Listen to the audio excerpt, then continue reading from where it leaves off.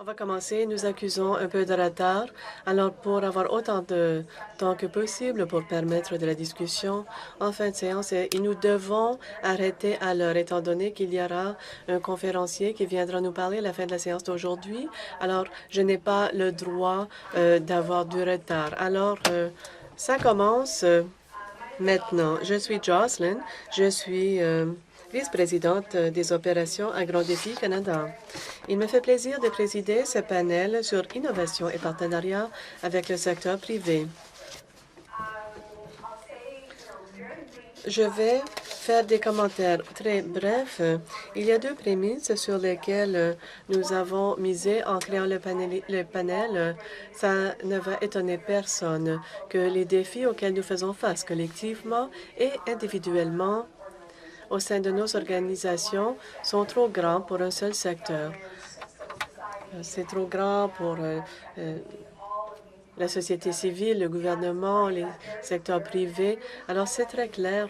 Aussi, il y a l'importance du rôle du secteur privé, établir des partenariats avec nous tous afin de faire avancer les choses.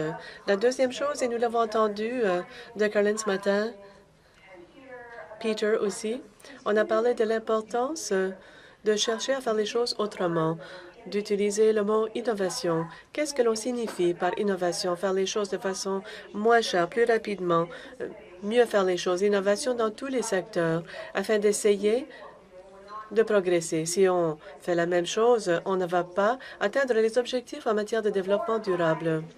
Avant de présenter les membres du panel, je voudrais demander aux gens de lever la main si vous croyez que vous faites partie du gouvernement, du secteur gouvernemental. Oui, bien. De la société civile, les ONG, les organismes caritatifs, oui, bon, les cliniciens, les jeunes, les étudiants, oui, excellent. Secteur privé, 2 personnes. Formidable. Alors, le message, c'est qu'on veut continuer à avoir ces discussions. Moi, je suis une personne pratico-pratique et je crois que les études de cas expliquent très clairement ce dont il s'agit. On va parler ici de partenariat avec le secteur privé, ce qui a fonctionné, comment ça a marché, ça n'a pas marché. On va entendre des perspectives différentes de bailleurs de fonds, d'un innovateur qui travaille sur le terrain, qui travaille afin d'essayer de faire un impact, son partenaire universitaire et un représentant du secteur privé. Toutes les voix sont au chapitre. Alors, sans plus tarder, Liette, gestionnaire des investissements Grand Défi Canada, elle se concentre sur les innovations que nous appuyons dans le domaine de la santé des enfants, des mères, santé menstruelle et santé sexuelle, et elle travaille dans le domaine de l'investissement pour le changement. Je vous passe la parole.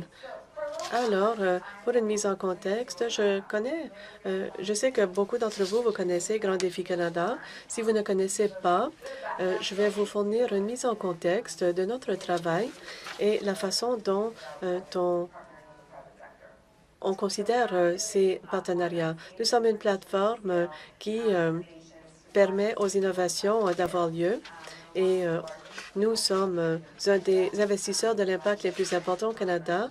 On a des fonds offerts de par des subventions dans plus de 90 pays au monde. Nous appuyons l'innovation pour ce qui est de la santé et sexuelle, de santé de la reproduction aussi, santé des nouveau-nés et des enfants. Nous faisons un investissement en utilisant une lentille sur la sexospécificité. On regarde à tous les niveaux.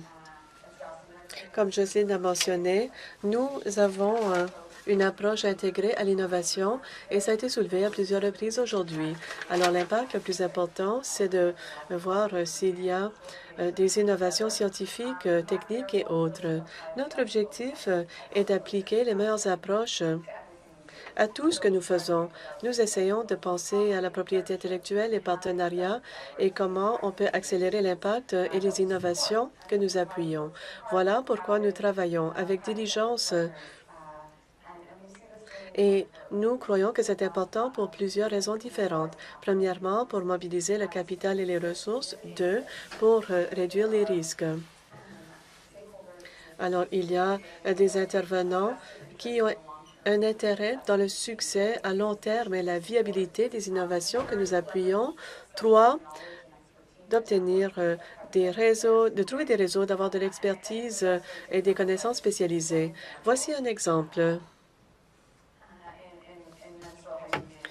Pour la gestion de l'hygiène, la santé menstruelle. Alors, Sustainable Health Ventures, c'est une entreprise au Rwanda qui produit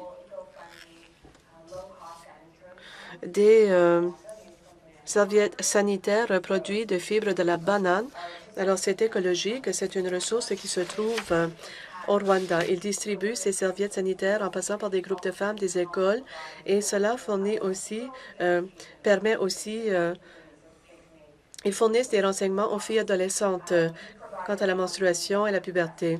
Nous avons investi $1 million dans Sustainable Health Ventures.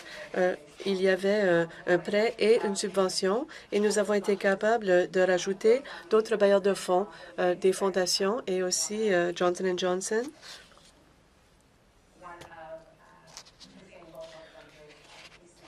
C'est l'un de nos partenaires clés. Alors, ce dont il faut savoir, c'est que Johnson & Johnson, dans ce cas-ci, a offert un certain financement. Encore plus important, c'est l'expertise technique qu'ils ont fournie et l'aide qu'ils ont prodiguée à cette petite entreprise sociale. Ils ont appuyé SHE pour voir là où il y avait des goulots d'étranglement et de faire des recommandations pour améliorer le processus. Le résultat, ce sera un changement d'un processus de production manuelle à un processus semi-automatisé. On cherche à réduire la consommation de l'eau pendant la production, maximiser la capacité en production, réduire les frais et améliorer la qualité des serviettes sanitaires. Alors, cela comble un besoin très important pour cette organisation. Ils essaient d'atteindre des milliers de filles dans le Rwanda rural. Alors, je crois que cela souligne les bienfaits d'un genre de partenariat tel que celui-ci. Merci. Alors, je vais passer la parole et on va revenir au thème dont vous avez abordé. Quand on parle des avantages, les avantages d'avoir des partenariats avec le secteur privé. Ensuite, Gorgui Séné-Diallo. Je vais le présenter. Il a plus de 20 ans d'expérience à travailler dans ce domaine côté conception, mise en œuvre, surveillance, évaluation à Africare. Il apporte différentes perspectives. Il va nous parler d'un exemple d'essayer d'apporter une innovation au marché et quels sont les impacts que cela peut avoir du fait de travailler avec le secteur privé. Alors, vous allez parler en français un petit peu? Oui? Ben oui, je vais en profiter pour être bilingue. Oui, je peux parler et en anglais et en français. Oui, si vous avez besoin. Il y a des écouteurs. Il n'y a pas d'écouteurs dans la salle ici? Ah bon, ben c'est dommage. Et moi, je vais aider à traduire au besoin. Je vais commencer en disant. J'ai visité un poste de santé. Dans une semaine, 5 femmes avaient perdu leur vie dans le même village en donnant la vie. La plus âgée avait 16 ans. Et ceci a justifié mon engagement personnel pour la santé maternelle et néonatale. Et le graphique le montre. Si vous regardez ça, c'est le cas du Sénégal. De 87 à 2015, la mortalité maternelle a chuté de 850 pour 100 000 naissances vivantes à 315 sur 100 000 naissances vivantes. Si on considère que dans ce pays, nous avons 450 000 grossesses par an, le ratio sur les derniers 10 ans, c'est plus de 22 000 femmes qui ont perdu leur vie simplement en accouchant. C'est inacceptable. Et quand nous regardons l'écosystème en fait, qui le supporte, Plusieurs programmes, beaucoup d'argent ont été investis dans cela, mais les résultats n'ont pas été atteints. Quand je monte en 2015 le point rouge, ça montre en fait les engagements du pays, donc dans le cadre de la santé maternelle et néonatale, pour en fait les objectifs de développement du millénaire. En 2015, nous devions être à 200, on était à 315, un gap de 115 points. Donc il fallait mettre en place des investissements beaucoup plus agressifs, des innovations beaucoup plus importantes pour en fait un peu réduire cette mortalité. Et c'est là où en fait le projet Saving Life at Birth, que nous avons eu l'opportunité de mettre en œuvre avec le financement du partenariat Saving Life at Birth, le support de Grand Challenge Canada, a eu en fait véritablement apporté quelque chose. Et ce que je vais faire, c'est un peu décrire un peu le contexte dans lequel ce projet a été mis en place. Comme je l'ai dit, nous sommes là en fait, si vous voulez, un peu dans une mortalité qui est alimentée par ce qu'on appelle les 3 retards. Et ces 3 retards sont essentiellement dus aux conditions, à des facteurs socioculturels. Et avec Marguerite, on montrera pourquoi cette recherche a été importante. Mais c'est aussi souvent le pouvoir d'achat qui est très faible au niveau familial, qui bloque l'accès aux services, dû essentiellement à la dispersion géographique. Je montre ici l'exemple d'un village où nous sommes tentés d'intervenir. Mais il y a aussi l'inadéquation dans la référence, les faibles moyens qui sont mis à la disposition de la référence, et enfin, la pauvreté de la prise en charge dans les structures de santé. Alors, notre technologie, c'était quoi? Le projet s'est associé à 3 technologies. Une plateforme communautaire sur laquelle nous avons construit une application mobile mHealth, et en dernière analyse, en fait, si vous voulez un peu, une plateforme de télémédecine. Ce projet est mis en place actuellement dans environ 800 villages à travers le pays, 12 districts sanitaires, et qui a un potentiel de couverture passive sur 306 000 femmes naissances vivantes. Alors, si vous regardez un petit numéro 1, où en fait, à partir du Care Group, nous organisons en fait toutes les femmes qui sont en âge de reproduire dans le cadre d'un paquet de services complet que nous délivrons. Et la plateforme est conçue sur ça pour enregistrer toutes les femmes enceintes dans le premier trimestre. Nous l'avons dit, le problème de la mortalité, c'est d'abord dû à notre faible capacité de surveillance de la grossesse dans mon pays. Et la politique de santé est très claire. Chaque femme qui, pendant sa grossesse, doit au moins avoir 4 consultations prénatales, 4 antenatal care. Et la consultation prénatale est une occasion de mettre en place un paquet de services intégrés, donc destinés à la maman et au fœtus, donc pour bien surveiller la grossesse. Et c'est ça le problème. C'est ce rendez-vous raté qui occasionne justement la mortalité. Donc le premier challenge, c'est quoi? Mettre en place une plateforme qui permet d'enregistrer toutes les femmes dans le premier trimestre de la grossesse et de faire un suivi interactif. Là, nous avons 2 applications, comme vous le voyez. Sur le premier, dès que la femme est enregistrée, les informations sont traduites sur un serveur cloud qui permet l'accès au point 3, au premier niveau de référence du système de santé, qui est au niveau infirmier chef de poste.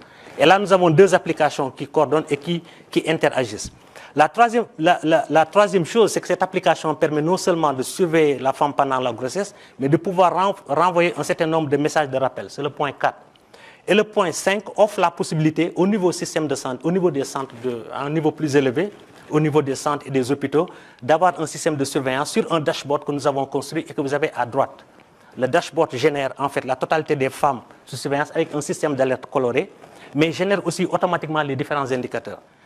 Et là, en dernière analyse, les femmes qui sont dans une situation où pendant la consultation prénatale, nous avons dépisté un problème qui présage en fait un accouchement beaucoup plus compliqué, sont référées sur une dernière plateforme qui est une plateforme de télémédecine, où l'assistant distant qui offre le service peut être en contact avec un spécialiste. Nous avons très peu de spécialistes dans le pays qui sont concentrés dans la capitale. Mais avec le biais de la plateforme en fait télémédecine, il y a une possibilité de gestion du cas à distance et qui permet de poser les différents conseils. Donc c'est ce concentré qui constitue en fait notre technologie que nous avons déployée, qui aujourd'hui a enregistré 40 200 femmes sont dans la plateforme qui sont enregistrées et suivies. Donc comme je l'ai dit, déployé environ dans 800 districts. Et aujourd'hui, nous avons cet outil-là, qui est un outil décisionnel, qui permet au niveau du centre de santé d'avoir une visibilité totale sur toutes les femmes qui sont en grossesse. Et véritablement, c'est un moteur additionnel où nous avons su mettre en fait, la combinaison de technologies au service du système de santé. Donc pour un résultat social et qui va en fait faire des impacts significatifs. Et je voudrais ici partager un certain nombre de résultats. Nous avons vu ici, on donne 4 colorations sur 4 années, 2014, 15, 16 et 17, qui montre en fait le possible. En 2014, l'application n'était pas là. En 2015, nous avons commencé le déploiement de l'application et en 2016-2017, nous avions déployé toutes les fonctionnalités de l'application. Et nous pouvons voir sur les zones tests qui ont été choisies par rapport aux résultats même qui viennent du système de santé, l'évolution en fait des indicateurs. En CPN1, vous voyez, nous avons ici quitté 615 pour aller à 1109. En CPN4, nous avons quitté 292 pour aller à 738. Donc, il n'y a aucun doute, il y a une multiplication de notre capacité de surveillance de la grossesse. Et ce qui engendre, en fait, nous le verrons, une baisse de la mortalité. Mais ce challenge, cette combinaison de technologies, demande une collaboration active avec le secteur privé. Parce qu'il y a beaucoup de sommes de produits que nous prenons de ces différents secteurs et j'espère que nous aurons l'occasion, en fait, d'aborder cette partie. Thank you very much. Merci, c'est très intéressant. Une chose très intéressante que j'ai compris, c'est que l'innovation, c'est de réunir 3 innovations différentes. C'est intéressant. Le résultat final est intéressant, mais le fait de combiner, c'est ce qui était innovateur ici. Aussi, je voudrais y revenir et parler davantage du rôle joué par le secteur privé qui vous a donné un coup de main, mais aussi comment vous avez hâte de continuer. Vous êtes dans plus de 800 villages actuellement. Et alors, qu'est-ce qu'on peut faire en plus? Alors, gardez ça en tête. Et c'est une bonne transition à votre collègue, puisque votre collègue va parler d'une innovation sociale. Ah oui, je devrais vous présenter Margaret. Margaret est professeure adjointe d'anthropologie à l'Université York. Et je crois que cela montre les partenariats. Alors, Margaret, je vais vous passer la parole dans l'intérêt du temps. Merci. So, Gorgie's just described the technology. On vient de décrire la technologie, les partenariats du secteur privé. Il reviendra à la question du secteur privé plus tard. Alors, pour moi, je vais donner le point de vue d'un anthropologue qui a travaillé avec AfroCare, surtout suite à la plateforme ComCare et comment ça fonctionne dans le milieu. J'ai des méthodes qualitatives, des observations ethnographiques, passer un certain temps sur le terrain avec le personnel sur le terrain. Aussi voyager dans les villages pour parler aux femmes et aux groupes de fournisseurs de soins, des fournisseurs de soins qui sont formés et d'autres. Et les matrones, donc, qui ont été formées pour utiliser la technologie, c'est celle qui utilise le plus le dispositif. L'intervention doit être novatrice. Premièrement, on a besoin de plus de faits probants à ce niveau. Alors qu'on commence à recueillir des preuves pour ce qui est de la disponibilité de ces innovations pour les partenariats, il faut voir comment ces innovations, surtout des dispositifs comme celui-ci, sont reçus au niveau local, où entre en jeu donc l'aspect anthropologique, ethnologique. Alors, mon premier commentaire, le contexte est important et la recherche qualitative doit faire partie de la combinaison des données probantes et donc devrait faire partie du partenariat. Les scientifiques dans le domaine des sciences sociales veulent que leur point de vue et la recherche soient inclus, mis à contribution. Alors, c'est un plaisir pour moi d'être ici.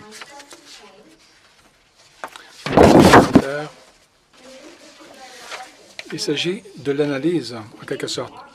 Ça peut vous paraître évident. La technologie novatrice n'est pas autonome, c'est dans les mains des usagers qui vivent dans les collectivités. Surtout, donc, avec ComCare, c'est dans les mains des usagers, des usagères. Il y a aussi les autres niveaux, mais le premier point de contact, c'est la matrone et la femme qu'elle inscrit. Bon, même si ComCare est l'aspect le plus visible des efforts actuels pour améliorer la situation au Sénégal, c'est une technologie sociale qui est enchâssée dans des réseaux et des contacts sociaux. Alors, il ne s'agit pas simplement de former les gens adéquatement pour utiliser les dispositifs ou avoir l'adhésion des gens au niveau local. Je crois qu'on a cette adhésion. C'est une technologie très attrayante et très puissante. Les gens aiment bien l'utiliser. Ce que je dis que ComCare a fait met l'accent ou repose sur ces relations humaines. Un exemple, par exemple, Pour que Comcare fonctionne, les femmes doivent divulguer leur grossesse, encore une fois. C'est très simple. Mais sans cela, le système ne fonctionne pas, sans cette divulgation. Les normes culturelles, dans certains cas, les femmes cachent leur grossesse aussi longtemps que possible, alors que les femmes deviennent informées des avantages des soins prénataux à cause de leur programme, donc l'éducation, les activités d'information. Les femmes se retrouvent dans un dilemme. Elles doivent se peser le risque de dévoilement de la grossesse au risque d'une trop longue attente avant de recevoir les soins prénataux. Bon, il y a une fonctionnalité de prêt, une fonctionnalité de partage d'informations. Et le groupe de soins adresse ce dilemme en donnant un espace sécuritaire pour que les femmes dévoilent leur grossesse, qu'ils s'inscrivent auprès de Comcare et commencent les soins prénataux. Entre-temps, les femmes n'ont pas à divulguer leur grossesse dans la collectivité en général. Donc, les groupes de soins travaillent avec Comcare, tout en gardant la confidentialité et en n'obligeant pas que les participantes dévoilent leur grossesse. Donc, on travaille avec les collectivités et c'est un changement conceptuel important pour ce qui est du travail dans la santé mondiale et qui démontre aussi la nature sociale de la technologie. Alors, mon dernier point, troisième dernier point, Comcare et la technologie Comcare peut aider à combler la lacune en matière de soins. En fait, lorsqu'on dit que la focalisation sur la communauté, en fait, c'est intermédiaire, c'est provisoire. Alors, les systèmes biomédicaux occidentaux reconnaissent que cette lacune en matière de soins comblée par les auxiliaires, en fait, c'est un élément essentiel qui contribue à des résultats concrets. On identifie avec le rôle crucial d'une bonne communication entre les clients et les patients et la promotion de l'utilisation des soins de santé. Donc, ce n'est pas un cataplasme technologique. Ce que je dis, c'est que Comcare, en travaillant étroitement avec la nature sociale des soins de santé, eh bien, renforce en fait ce que font déjà les matrones. Elles accompagnent les femmes. Donc, Comcare accompagne les femmes durant leur grossesse et leur accouchement. Et en fait, ça leur confère aussi une plus grande autorité en tant que travailleurs de santé communautaire. Dr. Paul Farmer, plusieurs d'entre vous le connaissez, et il appelle ça, en fait, le modèle d'accompagnement.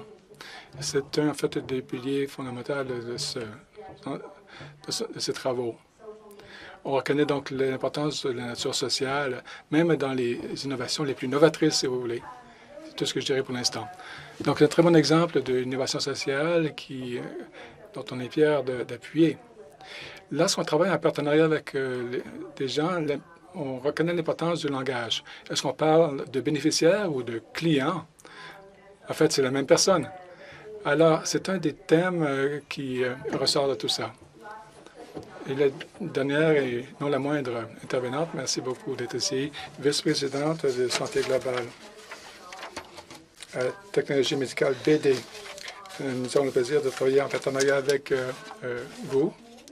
Alors, ce qui est unique avec le rôle de Runica, c'est un partenariat public-privé, mais aussi, vous travaillez à BD pour avoir un point de vue sur la santé mondiale, donc en plus de vos activités plus conventionnelles. Alors, à vous la parole. On parle du secteur privé, donc. Nous avons un représentant. On est bien intéressé à entendre vos commentaires. Sur l'innovation, oui, comment porter les innovations à un niveau supérieur dans la santé mondiale, partenariat avec les ONG et autres aussi. Bon, premièrement, Je vous remercie de m'avoir invité à ce panel. Tout un plaisir pour moi d'être des vôtres. Dans un pays progressiste comme le Canada, vous allouez des fonds pour l'innovation, un budget axé sur les besoins des femmes. Alors, c'est vraiment louable. Tout un privilège pour moi d'être ici dans ce pays. Et je suis accompagné de novateurs. Je vois un docteur Prudence Singh, une championne de longue date de l'innovation. Alors, l'expérience de ma compagnie pour ce qui est de développement des innovations, de plus grande application des innovations, alors on ne peut pas le faire seul. Une compagnie qui a 120 ans comme la nôtre, avec une présence mondiale, un revenu de 16 milliards de dollars, ne peut pas agir seule parce que lorsqu'on pense aux solutions pour les marchés en émergence ou pour des populations vulnérables, le statu quo ne fonctionne pas. Si c'était le statu quo, en fait, on pourrait passer de 16 milliards à un chiffre plus élevé avec les ressources de marketing conventionnel, réseau de distribution, etc. Et puis là, vous augmentez l'échelle de vos opérations. Mais lorsqu'il s'agit d'un secteur public et non conventionnel, on ne peut pas procéder seul, de façon isolée. Bon, première photo. Vous donnez une injection. Vous ne pouvez pas réutiliser cette seringue pour un autre patient. Au début des années 2000, l'hépatite et VIH se répandaient par le biais de vaccins des enfants. On mettait en ligne les enfants pour recevoir un vaccin, puis ils croyaient qu'ils pouvaient utiliser la même seringue. Ce n'était pas de façon délibérée qu'on propageait cette infection, mais c'était la pratique en cours. Et la stérilisation était inadéquate et on ne savait pas que ça causait un risque. À ce moment-là, l'OMS, en fait, a pris les devants pour dire, bon, ils voulaient élaborer un mécanisme, mais notre point, un mécanisme qui empêchait de réutiliser les seringues. Alors, pour les innovations qu'on utilisait, la technologie comme catalyste pour le changement, c'est que même si vous vouliez réutiliser la seringue, vous ne pouviez pas le faire. Et une des compagnies, une des entreprises, c'est la nôtre, mais pas seule, mais aussi avec un programme d'application de nouvelles technologies. En 1989, on en est la première étude clinique à Bangladesh, très bon résultat. Et en 2002, on a peut-être vendu 20 000 seringues dans ce marché. Et ce n'est rien, n'est-ce pas? Alors, qu'est-ce qui s'est passé en 2002? Premièrement, la bonne nouvelle. De 2002 à maintenant, 6,5 millions d'enfants immunisés par les seringues. Alors, qu'est-ce qui s'est passé? Plusieurs choses se sont enlignées. Premièrement, l'OMS a adopté une politique qui obligeait que toute seringue d'immunisation, en fait, ne puisse plus être réutilisée. Deuxièmement, on a établi l'Alliance globale pour l'initiative de vaccin qui, en fait, qui a fait converger les ressources pour focaliser sur les seringues. Et en travaillant avec UNICEF, qui est devenu, en fait, qui ont pu aider à négocier les prix puis à favoriser l'accès. Donc, c'est une histoire de réussite, de partenariat. En fait, cette dame ici, dans son havre-sac, dans son sac, il y a des technologies pour faire l'évaluation de base parmi ceux qui souffrent de VIH. C'était conçu surtout pour l'Afrique.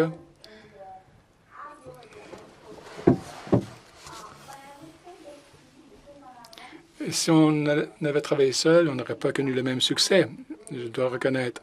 Nous avons dû, en fait, aller chercher des fonds internationaux. Donc, porter l'innovation à des niveaux plus élevés, on s'y connaît.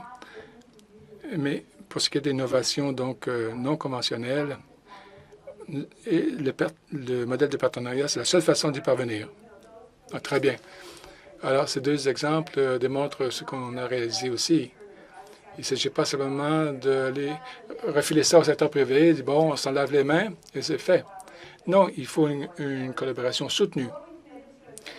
Alors, dans la préparation de ce panel, on voulait s'assurer de ne parler pas seulement du bon et du mauvais, mais quels sont les avantages et quels sont les défis des partenariats. Alors, c'est ma prochaine question. Commençons avec Gorgui, s'il peut commenter au nom de vous deux. Quel est le principal avantage dans votre travail de travailler en partenariat avec un intervenant du secteur privé et quel a été le principal défi? Et je poserai donc la même question à Bruno Kra et Léa, Margaret. Lorsqu'on parle de technologie sociale, il y a deux points de vue.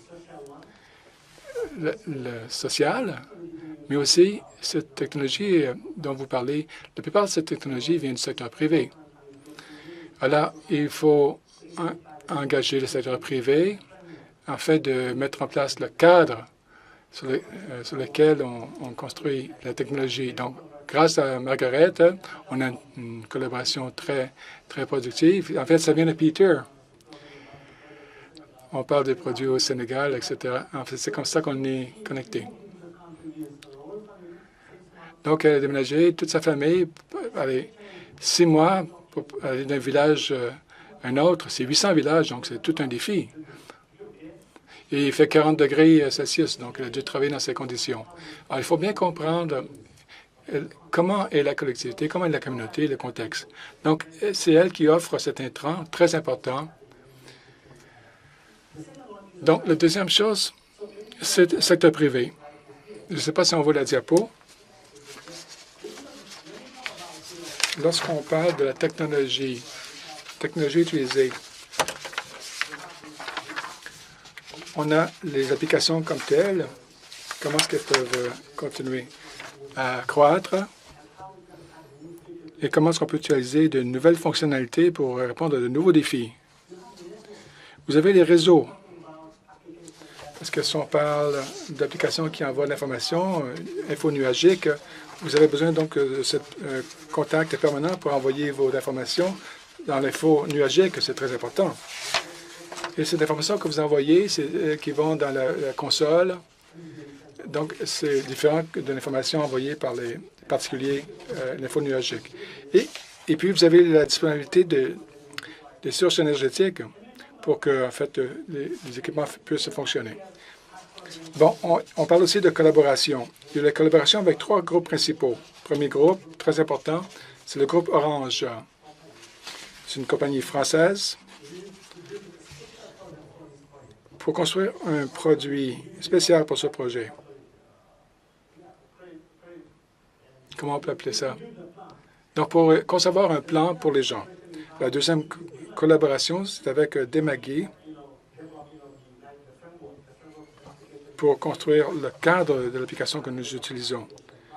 Une plateforme de développement rapide pour mettre au point les fonctionnalités, qui est très simple. Et maintenant, c'est une collaboration qu'on va commencer avec une entreprise allemande pour voir mettre au point certains des dispositifs que vous avez vus sur les photos.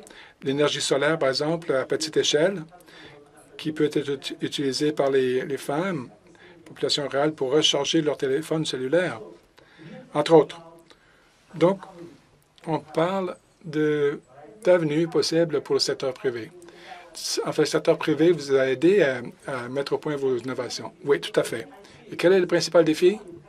À mon avis, le secteur privé, normalement, ne veut pas courir certains risques pour explorer certains marchés. Bien, à l'heure actuelle, on peut enquêter davantage sur les solutions que le secteur privé peut contribuer pour répondre aux défis. Au Sénégal, à l'heure actuelle, on a 76 districts. On utilise par un des programmes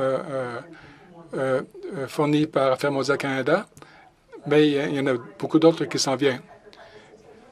Vous voyez que les partenaires du secteur privé prennent davantage de risques. Oui, ils investissent davantage d'argent, donc. Bon. Le principal avantage dans ce genre de partenariat, et quel est le principal défi, d'après votre expérience? Je vous montre une diapo où le secteur public et privé, en fait, collaborent ensemble d'une très bonne façon. Bon, on a cette association avec une innovation faite par un mécanicien argentin. Il a eu un rêve. Il dit, si je peux tirer un bouchon d'une bouteille de vin, pourquoi ne pourrais-je pas sortir un enfant du sein de sa mère? Et on lui dit peut-être que tu as trop bu, retourne te coucher.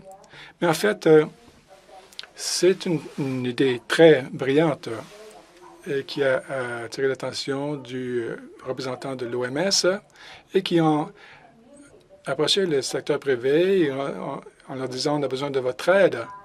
Parce que c'était un modèle qu'il avait conçu dans son garage personnel. C'était son rêve, en fait, qu'il essayait de concrétiser. Bon, ce n'était pas un combat facile avec l'entreprise parce que c'était un terrain inconnu, mais on l'a adopté parce qu'il était très prometteur. Il pouvait résoudre peut-être un problème majeur concernant les nouveau-nés. On ne savait pas à quel point ce cheminement pouvait être complexe, par contre. Mais on a investi, bien sûr, personnellement. Mais notre capacité d'investir 17 millions de dollars dans la mise au point de ce dispositif a été rendue possible par la Commission de développement économique de Singapour qui allait financer une partie de la recherche et de développement.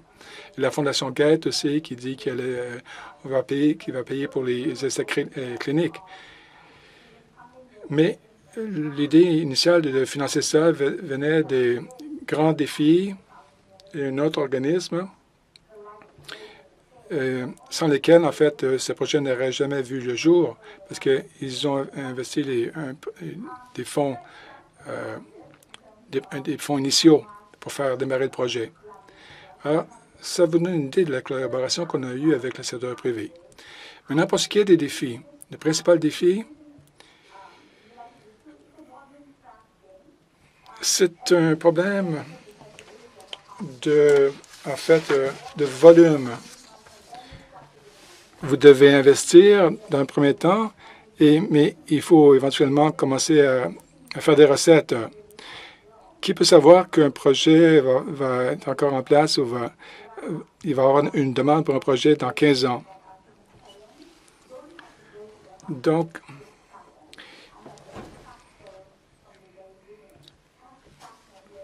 j'ai des idées fascinantes sur une autre question, mais j'attendrai cette question. Alors, on signale ici que ce n'est pas un panacée. Établir un partenariat avec le secteur privé, ça va tout régler. Il s'agit de gains à long terme, des marchés uniques avec des profils de financement auxquels vous avez l'habitude. Alors, Liette, pour vous, c'est la même question. Alors, je crois que, bon, c'est le titre de la séance ici, de trouver des solutions durables qui peuvent avoir un impact répercutant. Alors, c'est ce genre de choses qu'on essaie d'encourager. Je voulais fournir un exemple, mais je vais changer d'exemple finalement un instant. Plutôt, je vous ai parlé de l'expertise et des connaissances qu'une compagnie telle que Johnson & Johnson nous a fourni à une petite entreprise sociale au Rwanda. Ici, voici un autre exemple. C'est une compagnie indienne qui a créé le premier système de diagnostic basé sur les téléphones intelligents pour la gestion et le contrôle de maladies chroniques. Alors, leur partenariat avec Siemens, c'est réduire le temps de marché, de mise en marché pour cette innovation. Les deux ont conclu une entente de distribution exclusive. Siemens va aider Yanacare à rendre disponible cet appareil en Inde et en Asie avec la distribution dans les régions rurales et urbaines, dans les laboratoires, les hôpitaux et ailleurs. Alors, ce partenariat va, afin que vous puissiez comprendre les chiffres, ça permet de passer à 400 cliniques à 2000 dans un an en Inde et avec, bien sûr, des perspectives très importantes. Et on cherche à valider le rendement et la qualité de l'appareil, étant donné le genre d'organisation qui est Siemens. Alors, comme d'autres l'ont mentionné, et pour participer à toutes sortes de partenariats, ça peut être difficile, ça peut prendre du temps et c'est la même chose ici. Pour nous, ce que nous avons appris travaillant dans les tranchées, que ce soit sur des modèles de financement, de distribution, propriété intellectuelle, c'est l'alignement des valeurs des intérêts et de comprendre quelle est l'attention des gens autour de la table. Un exemple qu'on avait, c'est qu'il y a eu des mois et des mois de négociations, du va-et-vient, essayer de négocier une entente autour de la propriété intellectuelle. Et finalement, on s'est rendu compte que le noyau de la question, c'est qu'on s'aligne sur comment l'innovation va être comment on va accroître la capacité. Alors, en tant qu'investisseur, on veut élargir le bassin. Alors, quand on voulait s'assurer que toutes les parties sont autour de la table, on s'est rendu compte qu'au cœur même, on était tous d'accord. Et dans ce cas-ci, la propriété intellectuelle et les politiques étaient très logiques pour tout le monde. Alors, nous avons appris que ce genre de conversations doivent se produire d'emblée. Nous apprenons au fur et à mesure, mais c'est ce que je crois. Oui, merci. Alors, ce qui est intéressant dans ce cas-ci, le cas de Yanacare, on leur a donné une dette convertible que s'ils reçoivent suffisamment de fonds de financement, s'ils réussissent, que ces fonds devraient être réutilisés pour appuyer d'autres innovations importantes. Et ça a permis de faire participer des investisseurs du secteur privé qui s'intéressaient. C'est un autre mécanisme dont c'est prévalu. Alors, si on n'est pas aligné et qu'il y a une négociation de 3 mois qui dure tout d'un coup un an, et ça peut être problématique. Alors, oui, vous avez entendu parler des panélistes, vous avez entendu parler des avantages aussi, des défis à travailler avec ses partenaires. Je suis consciente de l'heure. On s'en tire assez bien, mais je vais quand même poser une dernière question aux membres du panel avant de passer à la salle. Soyez aussi bref que possible. Si nous n'avons pas beaucoup de questions, on peut explorer davantage et comme ça, vous aurez la chance de le faire. J'ai promis aux organisateurs qu'on permettrait plus de temps. Dernière question. Quel est votre conseil le plus important pour nous tous? À savoir comment mieux faire les choses. Cette conférence vise 2020 et au-delà de 2020. Alors, quel est votre conseil le plus important pour nous? Vous pouvez donner le conseil, on va prendre une pause, on va voir et on va discuter si on a suffisamment de temps. Liette? Oui? La question est complexe. Pour nous, à Grand Défi Canada, c'est de travailler avec les secteurs publics et privés, secteurs à but non lucratif, de s'assurer que tout le monde est autour de la table. Et on aime bien penser que c'est les ABC, de bâtir des relations, de communiquer, de poser la question. Alors, de poser les bonnes questions très tôt, de s'assurer que les intentions et les motivations de tous les intervenants sont alignées. On cherche à bâtir des relations, bâtir de la confiance, des rapports. Ça prend du temps et c'est un élément fondamental à tout partenariat, finalement, de communiquer initialement et de façon continue. Je vais m'arrêter là. Excellent.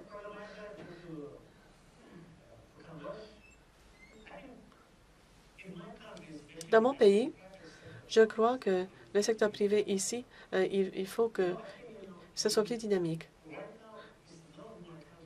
Ce n'est pas dans mon pays. Les leaderships,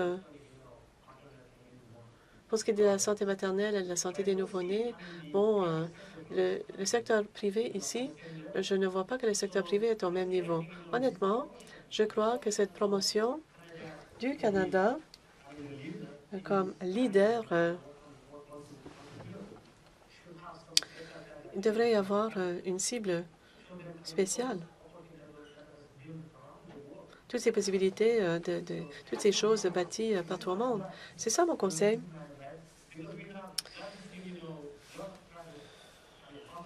Nous avons beaucoup de compagnies privées qui cherchent à voir comment explorer, investir. Et ces compagnies ne sont pas du Canada. Bon, il faut que ces compagnies se retrouvent dans la salle. Ben oui, Margaret. Mon conseil est assez prévisible, étant donné mon domaine. En élargissant, en répandant les innovations, faire attention. Faire attention quand on épanouit, qu'on répand qu'il faut faire, qu'on n'essaie pas de tout simplement reproduire une approche unitaire partout au monde. Je crois que ça existe un peu partout, là.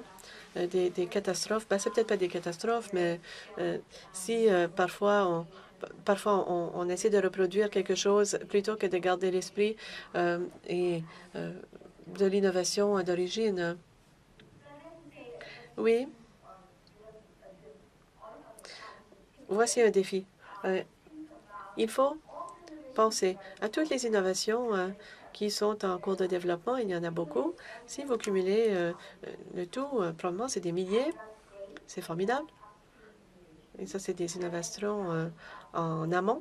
Alors, qui pense au déploiement en aval?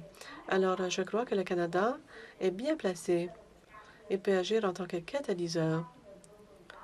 Il pourrait entamer un dialogue mondial pour ce qui est de mécanisme des achats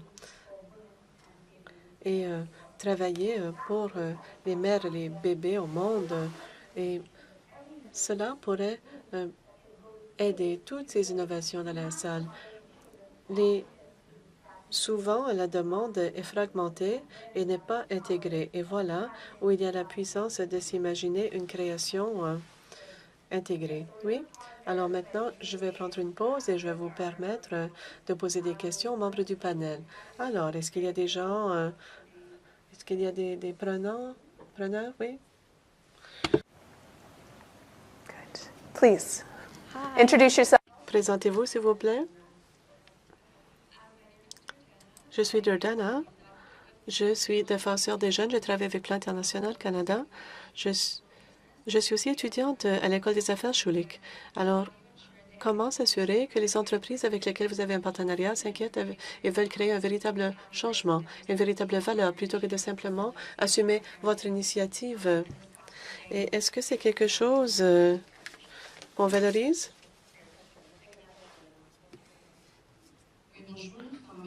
UNICEF Canada, ma question est pour Monsieur Diallo. I'll translate for the audience right after, don't worry. Je vais traduire pour la salle.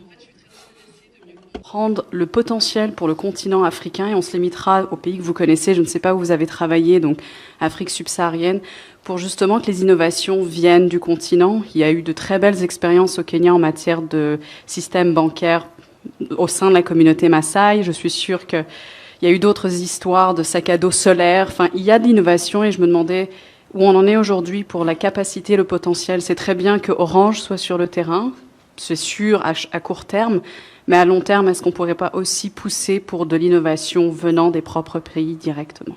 Voilà, merci. So I'm actually, yeah, sorry. Je demande, c'est quoi le potentiel pour les pays en Afrique subsaharienne de créer leurs propres innovations? Au Kenya, on a vu l'utilisation des téléphones cellulaires pour le système bancaire, qu'on est de trouver des innovations venant directement des pays. Vous avez des exemples dans le développement durable. D'accord. Une dernière question.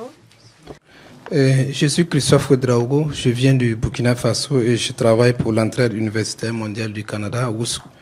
Et ma question est en relative avec la présentation de M. Diallo.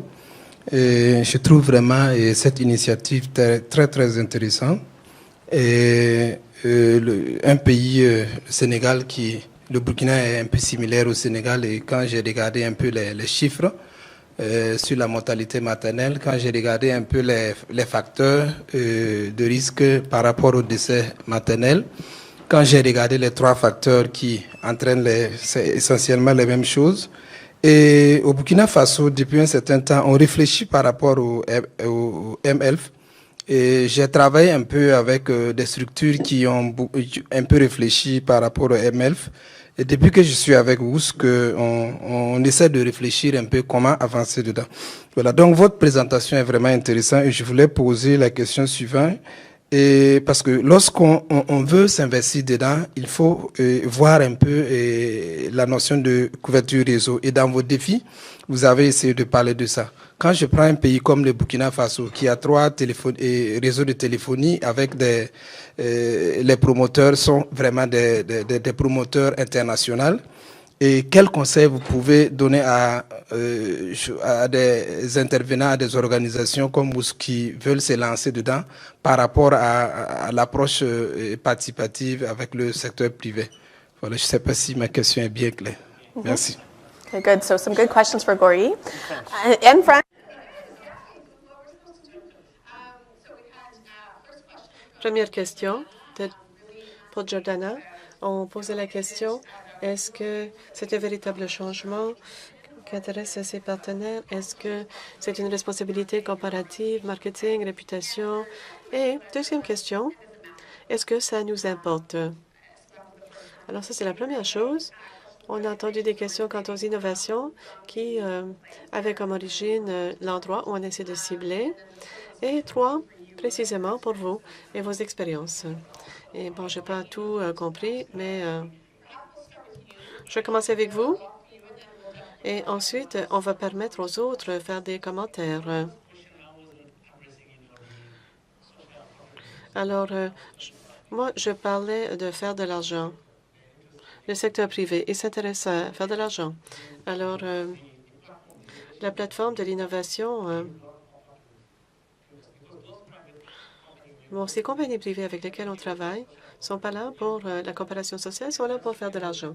Et finalement, afin que ça soit durable, si tout le monde s'occupe de ce qu'ils ont à faire, il faut que ça soit viable à long terme. Alors, je crois que la question se pose pour tout le monde. La question est très, très intéressante. Le temps imparti est très court. Je veux dire qu'aujourd'hui, ce projet a fait beaucoup de choses. Nous avons aidé le pays à configurer son premier plan stratégique pour le mHealth. Ils appellent ça e-santé. Et donc, c'est avec le support de nos expériences que le ministère de la Santé du Sénégal a fait beaucoup de progrès dans la configuration du plan stratégique e-santé. Et dans ce plan, il y a justement un des points essentiels, c'est la promotion de l'innovation locale. Et nous, aujourd'hui, on est en contact avec un groupe de jeunes qui ont un start-up qui s'appelle Karangé, donc pour développer un certain nombre de facteurs. Mieux encore, c'est-à-dire, nous sommes actuellement en train de discuter avec une autre compagnie qui fait le M-Money, qui s'appelle Wari.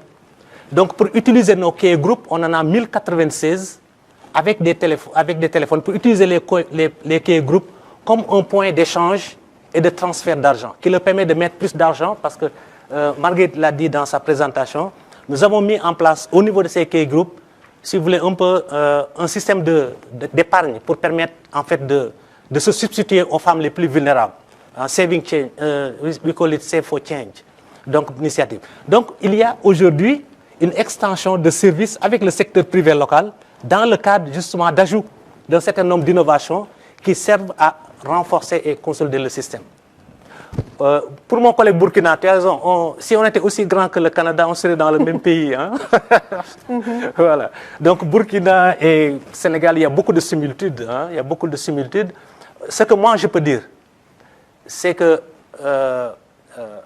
Dimagui, ils nous ont demandé il y a quelques mois de cela, avant que Christine ne parte, la possibilité d'utiliser ce qu'ils ont fait au Sénégal pour un pays comme le Bénin. Et justement, nous avons autorisé ça. Pourquoi? Parce que Dimagui, l'application qu'ils avaient n'était pas adaptée à nos systèmes. C'est avec ce projet qu'ils ont envoyé leur ingénieur qui était à Delhi, qui se connaissait en santé maternelle néonatale, qui est venu séjourner au Sénégal dans le cadre du développement de l'application que nous avons fait avec tout le système de santé. Donc pendant 1 an et demi, nous n'avons fait que développer cela, qui est adapté au contexte presque de tous les pays francophones de l'Afrique de l'Ouest. Donc peut-être qu'on va continuer la discussion, mais il y a possibilité que véritablement, si vous êtes intéressé à déployer la solution au niveau du Burkina, qu'on vous passe très rapidement un certain nombre de choses pour y aller. Parce qu'aujourd'hui, l'application est disponible et transférable dans n'importe quel pays de la sous-région, comme c'est actuellement en train d'être fait dans un certain nombre de pays, comme le Bénin. J'en discutais avec Marguerite hier, où en fait Dimagui a utilisé la même solution qui est déployée à l'échelle du pays. It's great. I mean, we've really seen in the innovations in our Oui, dans les innovations, nous avons vu qu'il y a des choses qui peuvent être transférées d'un pays à l'autre assez facilement et d'autres moins facilement, étant donné les différences locales ou même les secteurs différents. Je crois que ça dépend de l'innovation. Alors, est-ce qu'on peut couvrir le globe avec cette innovation ou est-ce que c'est pour l'Afrique de l'Ouest ou peu importe? Renuka, eh bien, j'allais revenir à cette question de la jeune dame. Ah oui, elle a dû quitter pour la prochaine séance. Alors, si on veut apporter un changement de longue durée, ce n'est pas possible.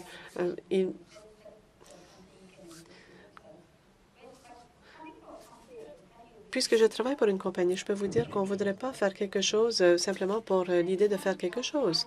Si vous voulez mener un changement, avoir une innovation, les applications des modèles d'affaires, c'est la façon de procéder. Vous pouvez avoir différents seuils de ce que vous pouvez rentrer si vous vendez aux gens qui sont peu desservis ou des gens qui sont très bien nantis, mais le fait d'utiliser un modèle d'affaires, c'est la seule façon d'être indépendant d'un organisme de philanthropie.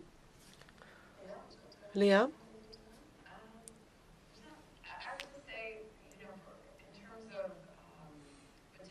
Pour ce qui est du potentiel pour les innovations, from the countries themselves where these innovations are being implemented. je sais qu'à Grand Défi Canada, avec notre transition pour reproduire les portefeuilles, je gère près de 70% des innovations sont menées par des organisations dans des pays à faible ou à moyen revenu. Et je ne crois pas que nous sommes seuls et c'est très important. Et encore une fois, pour le contingent des jeunes qui a dû quitter, bon, en fait, dans ma classe, on est toujours en train de débattre la responsabilité coopérative sociale, les valeurs partagées. Alors, ce sont des choses qui sont uniques, sont essentielles pour le modèle d'affaires. Ça sera durable à long terme, viable à long terme. L'engagement des employés, ça, c'est quelque chose de très important. Comme ça, on voit nos innovateurs travailler en ce sens. C'est un facteur de motivation clé. Il y a d'autres aspects comme ça qui sont très importants. beyond, I mean, Et même au-delà de notre portefeuille, 2 tiers viennent d'inventeurs, d'innovateurs. Comme on a entendu plus tôt aujourd'hui, ceux qui sont le plus près du problème sont mieux à même de solutionner le problème. On y croit fermement. Donc, quels sont les partenaires dont on a besoin, en fait, pour augmenter l'échelle? Donc, il nous reste 1 minute seulement, à moins qu'il y ait des questions très urgentes de la part de l'auditoire. Je ferai une faveur à Cannes SFE et puis de terminer en temps. On nous a demandé de respecter le temps. J'aimerais remercier nos panélistes qui nous ont lancé un appel à l'action, matière à réflexion. Toute forme de partenariat, c'est difficile, y compris lorsqu'on travaille dans des angles et des perspectives différentes, mais les résultats en vaut la peine. Besoin au niveau de l'achat, on a suffisamment d'idées, mais il s'agit d'augmenter l'échelle.